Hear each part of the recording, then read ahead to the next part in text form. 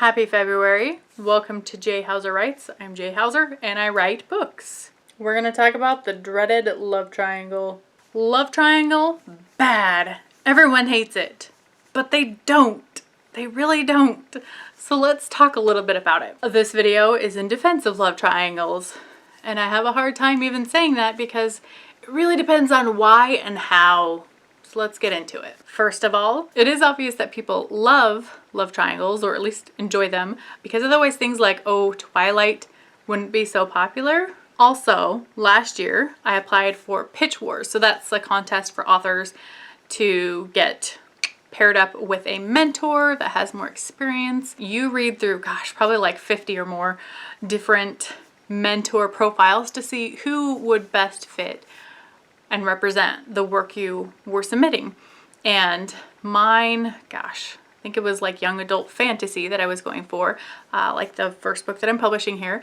And I will tell you that the vast majority of those mentors, when they list things they liked, love triangle was on it. And I was shocked because I thought everyone hated them. It's all people ever talk about is how they hate love triangles. But yet, I don't know. Established authors like to read about it. They like to write about it. And you know, people buy those books. So, I don't know. Tell me down below. I don't know, maybe you used to like them and you changed your mind. Maybe that's what shifted. I don't know. There is a legitimate argument, which I agree with, for why love triangles are not fantastic. One, like a family member of mine said, she's like, you know what? I never had two guys chasing after me. Just having one guy chase after me is a big deal. And amen, sister. Amen. I get that. I totally do. So it's just not realistic in a lot of ways. It's a lot of wish fulfillment. And also, in a lot of ways, it's petty and weak. Like, oh, she can't decide. Is she using them? Is she just weak? So a lot of people don't necessarily like those characters. A lot of times it is very unbalanced. And I will say that with my book that does have love triangle, which is my Cedar Shadow Wars and my Cedar Wars trilogy that's coming out this year, I will say that I've had readers that have definitely picked the wrong guy. And when I say the wrong guy, you know, it's who does the character end up with? And they say, oh, I really wanted them with so-and-so, but they ended up with so-and-so. But that's the way it is. I think if it's done right in a lot of ways, it is polarizing. You know, you don't want them to know the whole time, because then you have, I don't want to say it, but you got a Jacob. Where, yeah, people like Jacob, but I don't know. You don't want a sore loser. You don't want a wet blanket, but you also don't want an abusive guy. I really shouldn't harp on Twilight because I own the movies. I don't own the books, but you can have a guilty pleasure, but still be critical of it. That's what I'm going to say about that. So I get why people don't like it, but I also do understand why people like it in a way that I've written it myself. It's not a common thing, I think, that's going to be in my writing at all. Here we're going to get to the meat of it. Why I can defend them. How can they work? If they don't eat up the entire book and it's a subplot, I think it makes it more palatable for people. I feel like if it's just about a girl picking between two guys, it can get very, like, that's just a lot. Unless it's a, you know, really short story or something. It's just a lot of indecision or a lot of, you know, cheating or whatever way it comes at you.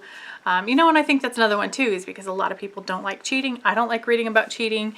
And so where are they at in the relationship? It's finding that balance. And so putting it down as a subplot is a nice place for it in a lot of ways. But I think the key really is, and I did hear this somewhere else and it really resonated with me, was that this is not just about a choice between two men. It's a choice between two versions of themselves. Or I shouldn't say men, you know, whatever combination you have. Mine is a girl picking between guys in the story that I'm thinking about.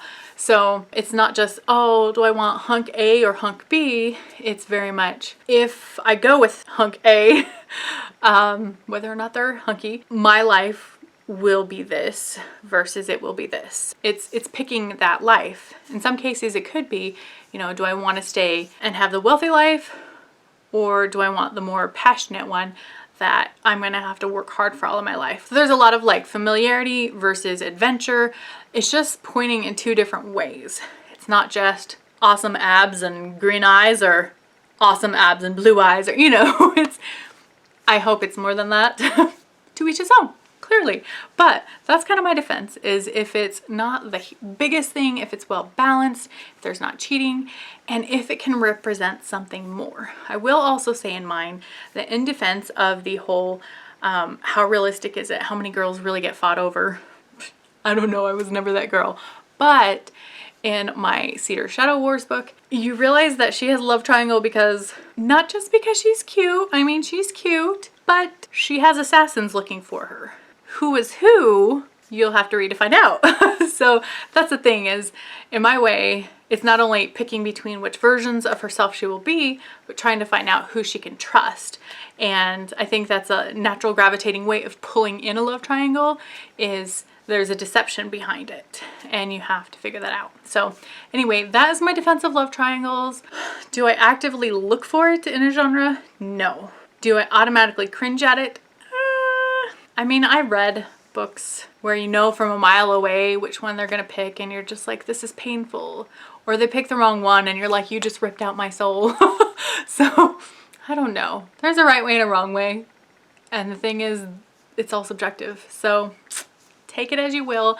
Let's hear your comments down below. Be civil, be loving, and stay tuned for my next video, which is going to be about romance tropes that I cannot stand. So I've got one already about ones that I do love, and we're going to talk about ones that I don't love.